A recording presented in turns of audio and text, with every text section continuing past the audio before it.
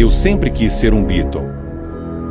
Eu sempre pensei, cara, como seria ser um Beatle? Neste episódio, um homem que até então era apenas mais um fã entre milhões, Mark David Chapman. Mas o que levou Chapman a cometer um ato tão chocante e cruel? O que se passava na mente desse homem que, horas antes de apertar o gatilho, pediu um autógrafo à sua vítima? Neste episódio da Fatos, você vai saber detalhes revelados pelo próprio criminoso. Eu sou o tiozão da Fatos, seja bem-vindo. Você está na Fatos Criminais. Se inscreva e deixe um comentário. –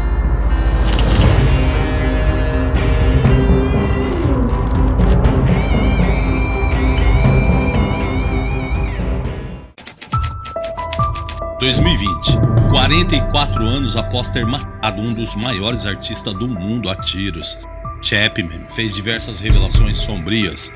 John Lennon, como todos conhecem, marcou época nos anos 60 com os Beatles e nas décadas seguintes desenvolveu forte carreira solo. Sua vida foi interrompida no ano de 1980, ano em que ele foi assassinado. No dia 8 de janeiro de 1980, John Lennon seria assassinado em frente à sua própria casa. O ex-Beatle estava vindo de um estúdio e foi recebido com 4 tiros por um fã que o esperava do lado de fora da sua casa. No mês de novembro desse mesmo ano, Lennon lançou o disco Double Fantasy.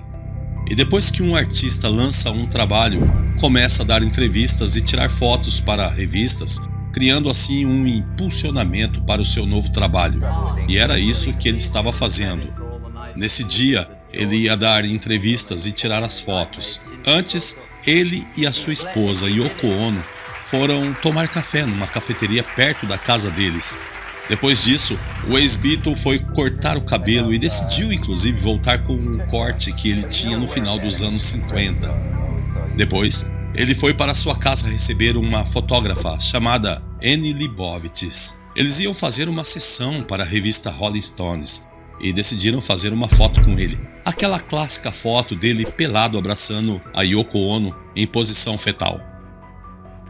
O casal também receberia um jornalista depois e essa foi a última entrevista dele.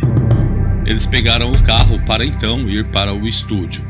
Quando saíram de casa, alguns fãs estavam lá, mas o que ele nunca imaginaria é que seu algoz estava entre eles, Mark Chapman.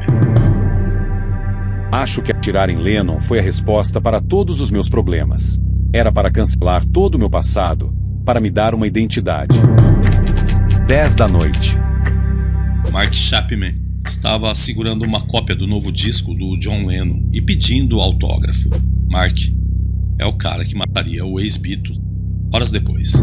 Mas antes de entrar na limusine, o ex-Beatle lhe deu o autógrafo e escreveu John Lennon, dezembro 1980. E após isso, Lennon e Yoko seguiram para o estúdio. Por volta das 22 horas, eles voltariam para sua casa. No meio do caminho, a Yoko perguntou se ele queria passar no restaurante, mas John queria ir para casa ver o filho. Eles estavam caminhando e o Chapman esperou John passar. Ele puxou o revólver do bolso e disparou 4 vezes nas costas do ex-Beatle. 3 deles acertaram. John Lennon cambaleou e caiu na porta do edifício.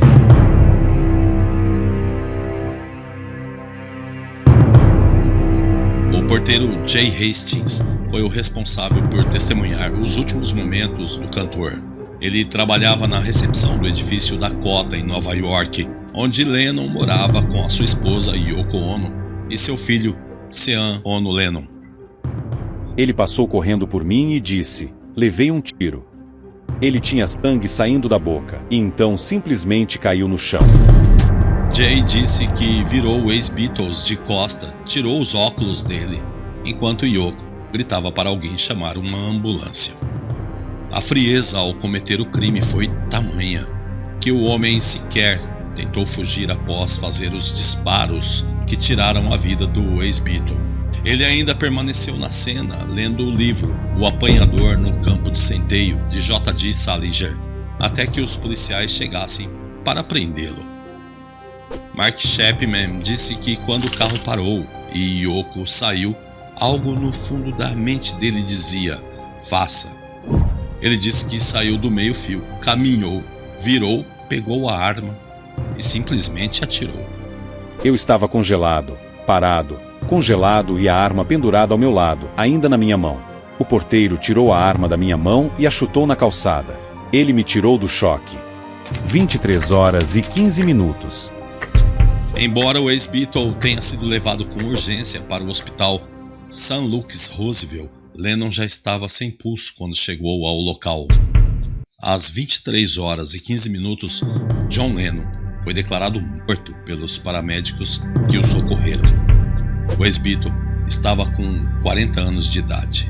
Segundo sua autópsia, sua causa de morte foi choque e hemorragia maciça.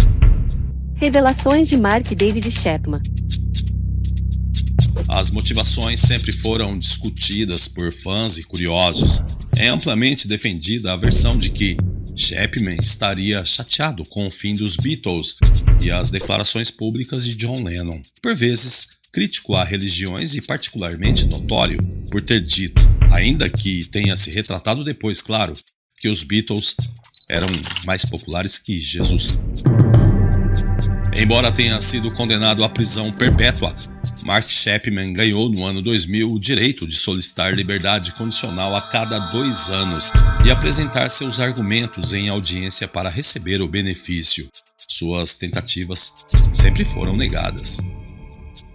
Em 2020, de onde ele segue detido no presídio Andy Correctional Facility, em Nova York, ele surpreendeu ao pedir desculpas à viúva de John Lennon e opinar que merecia pena de morte pelo crime que cometeu, embora essa pena não exista mais no estado americano onde ele é mantido encarcerado. Ele chegou também a dizer que queria apenas reforçar que lamentava muito pelo crime dele, que não havia desculpas para isso, que teria sido pela própria glória dele.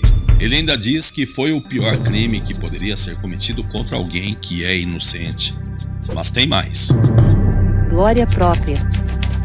Já com 65 anos de idade na época da audiência, Chapman declarou ter assassinado John Lennon não por ser contrário ao artista enquanto pessoa ou ao que ele representava. A ideia era simplesmente conquistar fama, ainda que de uma forma abjeta, para dizer o mínimo. Eu o matei não por seu caráter ou pelo tipo de pessoa que era. Ele era um ícone e um cara de família. Era alguém que já falava de coisas sobre as quais agora podemos falar a respeito, o que é ótimo. Eu o matei porque ele era muito famoso. É a única razão. Eu estava sendo muito egoísta, buscando muita glória própria. Chapman declarou que pensa o tempo inteiro no que fez e reforçou novamente que deveria ter sido submetido à pena de morte.